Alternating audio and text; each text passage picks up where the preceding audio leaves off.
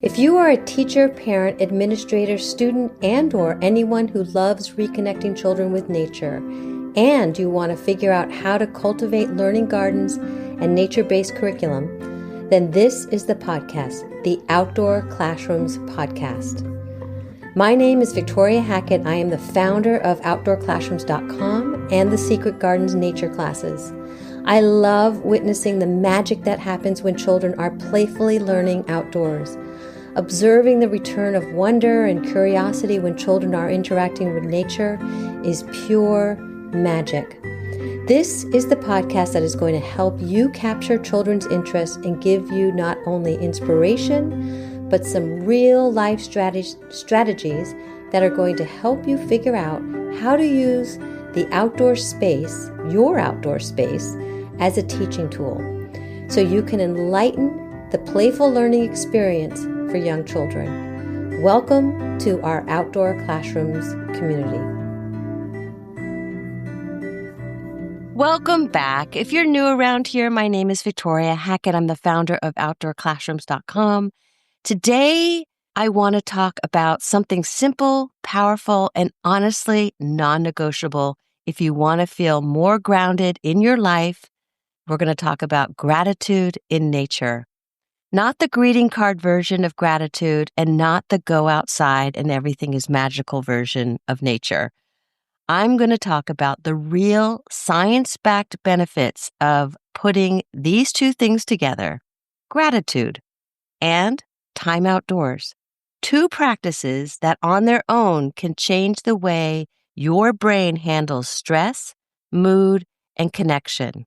But when you combine them, the research is clear. They work on us in ways we can actually feel. This is an acute idea. This is a must do. So why does gratitude matter? Gratitude gets a bad rap because it can sound forced or overly positive. But real gratitude isn't about pretending everything is fine. It's about teaching the brain to notice what supports us instead of scanning for the threat all day long. And that's not woo-woo. Study after study shows that people who practice gratitude consistently have better moods, better sleep, less anxiety, and a stronger sense of connection. Their brains are actually shifting towards noticing what's working, not what's dangerous or missing. So gratitude changes attention. Isn't that amazing? It changes memory. It changes how we relate to people around us. The best part? These changes come from tiny, doable moments, not grand gestures, just small, repeated check-ins that gently steer your mind towards steadiness. So what I would love for you to do now, it's optional, of course, but to take a moment now, close your eyes, not if you're driving, for a second, and think of one thing, just one, that supported you today. Could be tiny, could be a hot cup of tea, or a big something or someone that showed up for you. Hold that thought for a moment and notice how your body responds. That's gratitude starting to work. So why does nature matter so much? And if you're listening to this podcast, you probably already know this answer, but we need to talk about it. Why nature matters. You already know that it feels incredible to step outside and you may feel that your shoulders drop. But there's a reason that happens. The research is incredibly clear. Time outdoors lowers the psychological stress. That means your heart rate, your cortisol levels, your nervous system, they all respond. So nature gives the mind a break from this constant input that they're getting all day long.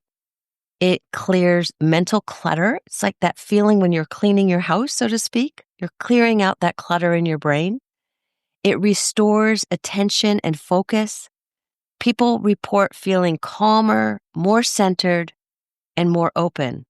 Think about when you're cleaning up a closet or cleaning up a space in your house and how good that feels afterwards.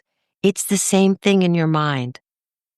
And here's the part that matters for our busy, busy lives. It doesn't take hours. Even brief contact with the natural spaces creates measurable shifts in mood and stress levels. So I remember one morning in my neighborhood park, I wasn't planning to feel anything profound, but as I noticed the sunlight glistening on the frost, the sounds of the birds, and the crisp air on my cheeks, my stress literally melted for a few minutes. That's nature doing its work. And research shows those tiny moments add up over time. So now let's put these two things together. Researchers are finding that nature puts us in the exact emotional cognitive state where gratitude happens more naturally. Isn't that amazing? So outside, our minds soften, our attention widens, and we feel a little less like the center of the universe. That shift alone makes gratitude easier. And gratitude, in turn, makes time that we spend outside even more restorative. It helps us actually absorb the moment instead of rushing through it or thinking about the next thing on our list. So together, gratitude and nature create this incredible feedback loop. Nature calms us, which opens the door for gratitude, which boosts the connection and well-being, which draws us back outside, and then the cycle begins again. So as educators, as parents, as leaders in the community, bringing this concept of merging and marrying gratitude and nature, imagine the impact it would have on our children. Imagine that they are going outside, not even realizing that they are going to feel better just by being outside. And then us bringing in these gratitude practices into their world. It's incredible, the possibility. And to me, it's a must do. It isn't just a pleasant thing to do, a nice thing to do. It's potent. Another quick option, the next time you step outside, especially with children, try this. Pause for one breath and notice one detail, a leaf, a bird, the texture of the bark. Name that something you feel grateful for in that moment. Even a tiny observation counts. That's the practice in action. So do it first for yourself, and then if you're working with children, do it with your children. It could be your family, the children that you're working with in your program, but try these very, very simple exercises and see what happens. Here's the bigger picture. Gratitude and time in nature are being taken seriously in mental health research and public health circles because they are reliably helping people feel better. Children, adults, doesn't matter what age you are, when you're going outside and you're practicing gratitude, combining these two forces together, folks are feeling less anxiety, they're feeling less depression, they're feeling more emotional stability, they're feeling better sleep, better focus, and a stronger sense that you can handle whatever life is throwing you. It's incredible because there's so much going on in the world right now that we need to infuse these practices in our worlds. These are small, natural practices that support the mind, body, and heart. And the best part is they don't cost anything. They don't require special training, but they work, especially when you stick to them. It's a practice. It's a habit. So this is why I call it a must do. So if you're already thinking, I don't have time or gratitude feels fake, here's what the research shows. You don't need a lot of time. Even a few minutes matter. You don't need to feel grateful to start. The brain responds anyway. Consistency matters more than intensity. So even skeptics benefit. The nervous system, attention, the mood, they all respond even before your mind fully believes it. So here's my invitation to you. If you want to feel these shifts, not just hear about them, I've created a 30-day gratitude nature in challenge. So those two small little exercises that we did, imagine getting an email prompt every single day for 30 days, not only for you as the adult, but also an email prompt for the children that you're either working with or the children that are in your family. It's both. They come to you in your email. It's simple, it's structured, and it's designed to help you build a habit that science already tells us works. That's the reason why we've created the 30-day challenge, Gratitude in Nature Challenge, that you can create this habit.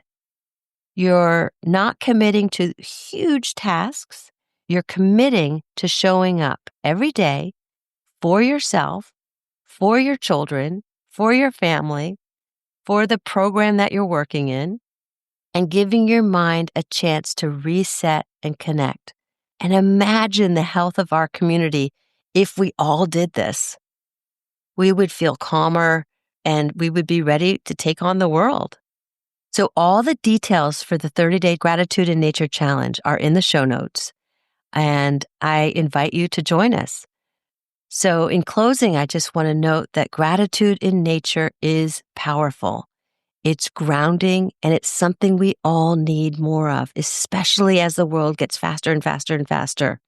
We need to take that pause. We need to take that step back. I truly want to thank you for being here today.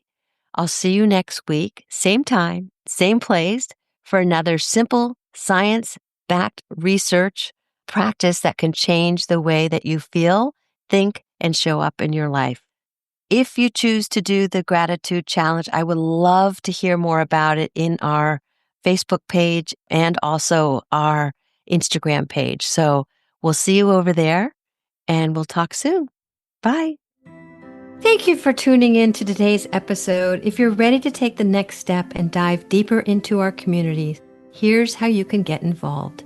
First, you can join our 1-hour workshops. These happen every month with fresh and exciting new topics each time.